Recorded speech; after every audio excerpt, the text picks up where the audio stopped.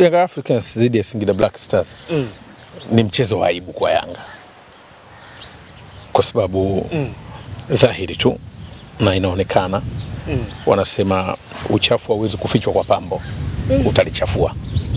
Ukubwa wa Young Africans, vikombe vya Young Africans, kuwa na wachezaji bora, kuonekana wanashindana barani humu, hakutoi aibu yao kuwa ni timu ambayo haina miundombinu. Kwenda kucheza na Singida Black Stars, timu ambayo haina hata miaka 10, tena kwenye uzinduzi wa uwanja wakati nyinyi hamna uwanja, huu ni mchezo wa fedheha kubwa sana kwa Young Africans. Tena ilikuwa iwe fedheha kwa mashabiki. Lakini hawa mashabiki hawa, wakina Mwalimu Yanga hawa, na wenzao wale, kama kweli wangekuwa wanataka maendeleo ya timu yao, leo ilikuwa wawe na mabango ya kumuonyesha Engineer Hersi kwamba tunataka uwanja Engineer wache alama. Ukiacha ubingwa Young Africans sio alama, washafanya hivyo sana. Kwenda si club bingwa huko sio alama, washafanya hivyo sana. Alama kwenye club ni kuleta miundombinu salama, sio kuwasomea watu ramani kila mkutano mkuu. Kwa hiyo mchezo ni mchezo wa fedheha kwa Yanga, lakini mchezo wa kuwafunza viongozi wa Yanga. Lakini nani anatakiwa kuwafunza? Ilikuwa mashabiki wa Young Africans wabebe mabango leo kwenye huo mchezo, wawaambie hii ni aibu leo kushiriki uzinduzi wa timu ya vijana. Hii ni aibu leo kushiriki uzinduzi wa timu ya vijana uwanja wao. Yaani mpangaji mwenzio anazindua nyumba na yeye anaenda kushiriki. Tena kimaisha umemzidi. Una miaka 40, mpangaji mwenzio na miaka 21 kajenga. Ni aibu. Huu mchezo wa aibu kwa Yanga, ni fedheha. Na wanasema Waswahili na wanathibitisha kwamba wanasema lililo vimba alinywei kwa kufunikwa. Mafanikio ya Yanga yote hatuwezi kuona na thamani kama wana uwanja. Lililo vimba linanywea kwa kutumbuliwa. Wajenge uwanja, miundombinu. Mipango iko tena kwa wakati mwingine tunaweza kusema Simba wamejitahidi, hata uwanja wa mazoezi wana Bunju kule. Young Africans, hii ni aibu. Huu mchezo wa fedheha kwa viongozi wa Young Africans, mashabiki wa Young Africans, wanaojiita si wafadhili wa Young Africans, wadhamini wa Young Africans. Sasa sijui kwamba wale viongozi hawana mawazo ya miundombinu, kwa sababu viwanja vinajengwa kwa joint venture. Hawa Singida wamejenga uwanja huko kwa ushirika pamoja na Airtel Stadium. Maana yake viongozi wa Singida ni wana mageuzi makubwa ya kifikra. Kwa huu ni mchezo wa ukombozi wa fikra kwa Watanzania. Mchezo wa ukombozi wa fikra kwa wadau wa mpira. Haiwezekani klabu hii inaenda kuruhusu kuzindua uwanja. Na angalia uwanja, umejengwa kwa fedha tu. Bado majukwaa na utakwenda utakamilika. Sasa hawa wanaoharibu maendeleo ya vilabu hivi ni mashabiki. Hawajui maendeleo. Wanashindikiza, wanawafanya viongozi nao waishi kama mashabiki, kwa sababu wanasema nchi ya vipofu mfalme wao ni chongo. Mkiwa nyinyi wote mmepuuza maendeleo, basi mtakutana na mtu ambaye naye hajui maendeleo, mnaendelea kuishi. Kwa maana yake viongozi wao ni kama chongo. Sasa watoke wawasaidie hao, sababu hakutakuwa na sifa yoyote kwa Yanga Afrika sio chukua vikombe, wamlete nani, sijui wafanye kila kitu wanachokifanya bila kuwa na miundombinu. Huu ni mchezo wa aibu. Nilitegemea leo waje na mabango. Waje na mabango dhidi ya Engineer Hersi na management ya Yanga yote, kwamba mnashindwaje kuwa na uwanja, mjifunde Singida Black Stars. Mbaya zaidi, mlezi wa Singida Black Stars naye ni kiongozi Young Africans. Kile walichokifanya Singida wanashindaje kufanya Young Africans? Kwa sababu leo aina ya uwanja ule ndio ilibidi unazinduliwa uwanja wa Yanga, tunaamini bwana kitakachofuata majukwaa. Ni aibu. Kumbe kuna mlinzi. Ni fedheha. Mlezi wa Singida Black Stars ndio mjumbe wa bodi ya Young Africans. Wanashindwaje? Maana yake Young Africans mjumbe wa bodi mpaka mawaziri wapo.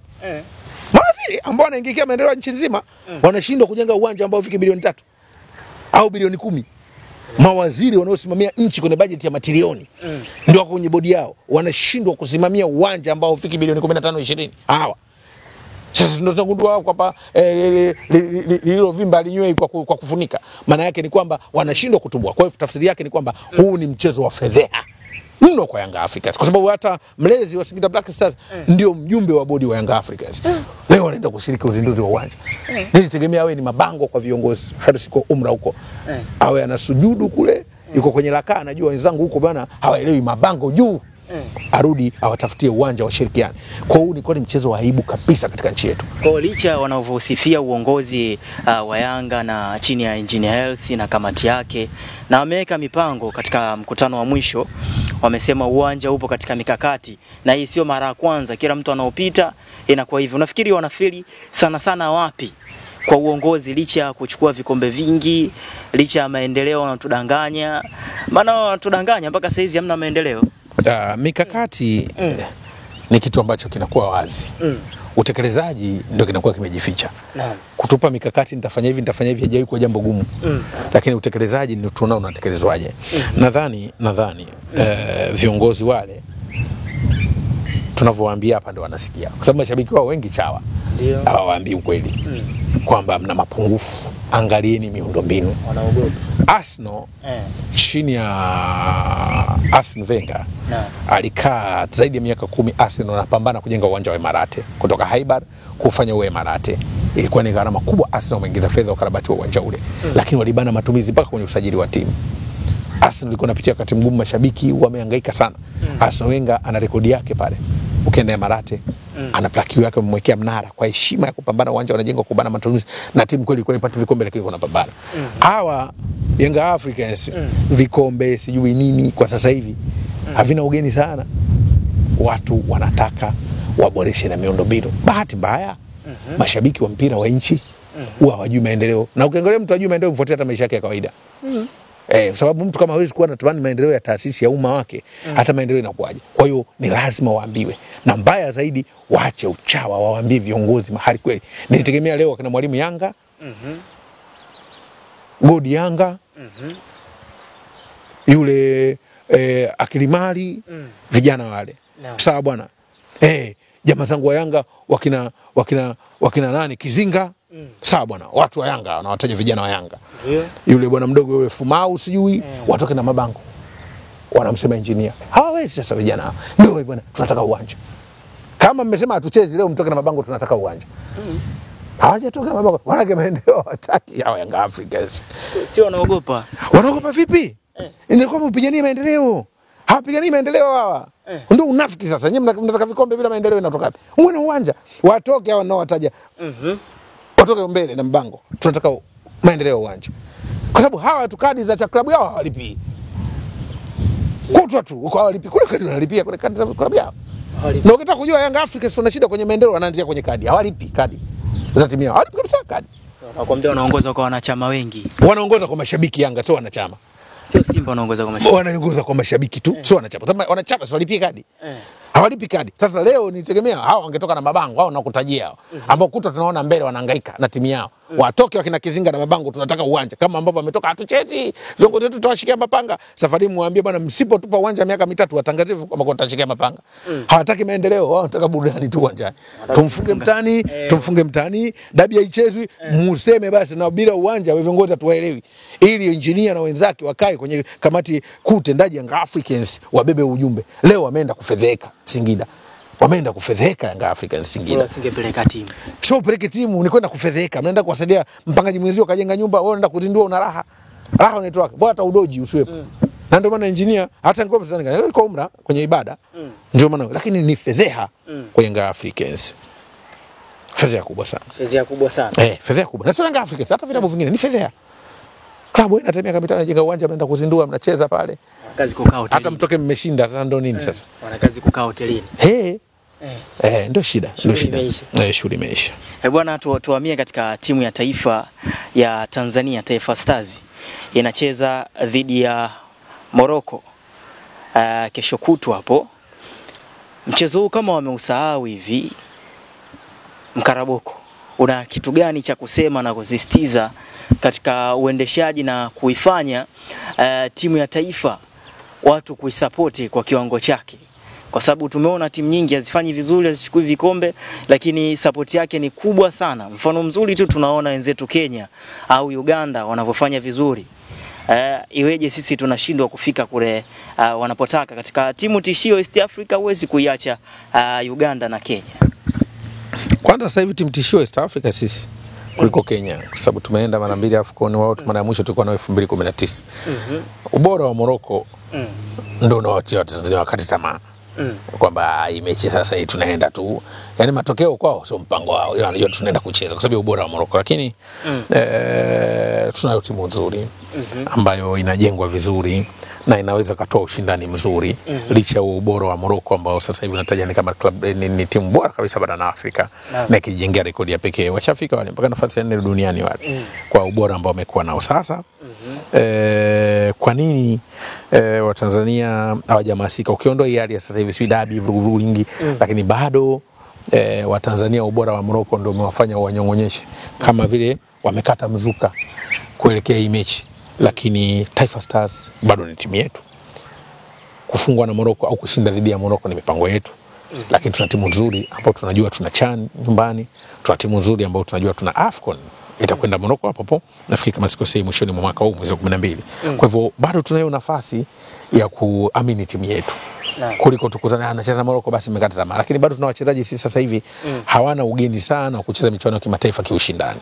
Kwa sababu wengi wamecheza katika tabaka hilo kwa muda mrefu, wanacheza kupitia klabu bingwa Afrika, wanacheza shirikisho wale, lakini wako wengine ambao wanacheza mataifa yaliyoendelea.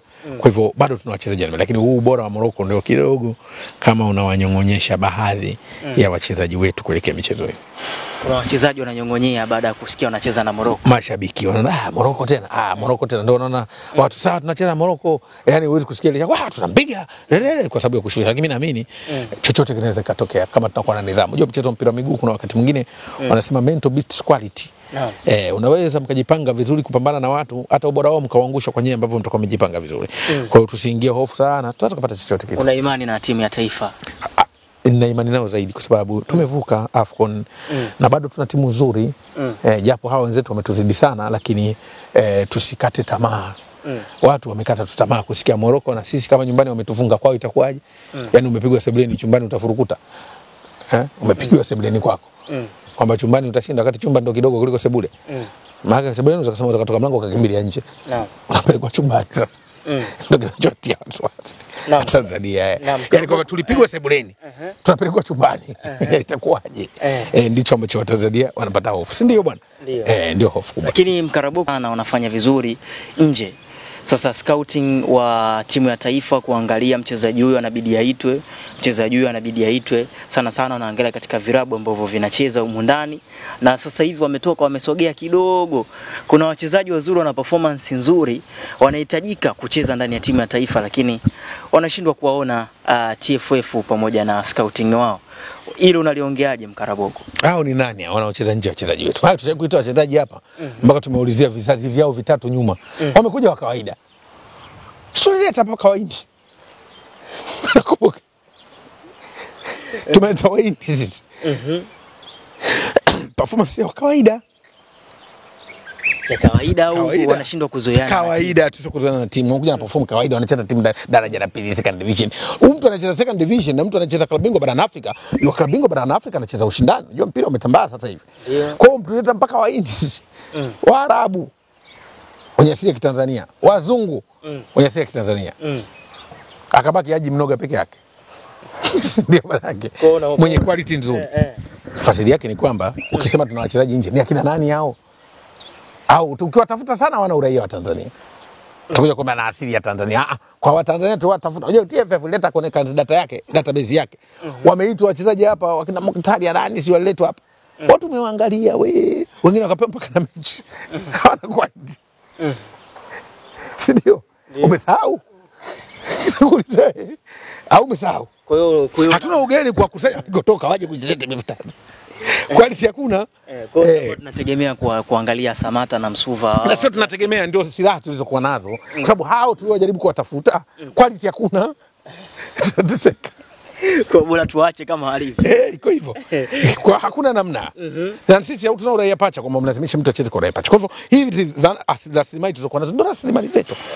Kwa hivyo. Bwana Mkarabuku, shukrani sana. Mimi niwashukuru sana pia.